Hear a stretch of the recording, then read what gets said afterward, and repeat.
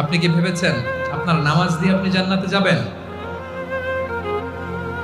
আপনি তাহাজ্জুদ গুজার, সেজদা দিতে দিতে কপালে দাগ ফেলেছেন, এটা আপনারা জান্নাতে নেবে না।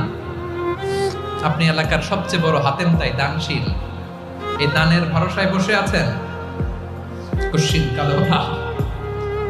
আমাদের নামাজ, আমাদের রোজা, আমাদের ইবাদত, এগুলোকে মিজানের পাল্লায় উঠালে কোনো ওজনই হবে না। তবে আমাদের একটা কৌশল জানা আছে, আমরা আল্লাহর রহমতের ভিখারি। আমরা সেদিন আগেই গুনার স্বীকৃতি দিয়ে দেব। আমরা বলবো, আল্লাহ তুমি প্রশ্ন করার আগে তোমার একটা কথা বলি, আমারে কিছু জিজ্ঞেস করো না, আমি সব করেছি। এমন কোন পাপ নাই যে পাপ আমারে দিয়ে হয় নাই। তোমার রহমত দিয়ে তুমি জান্নাতে পাঠাবা, তোমার দয়ায় জান্নাতে যেতে চাই, আমল দিয়ে না। পারবেন বলতে? কিয়ামতের দিন আমরা বলবো,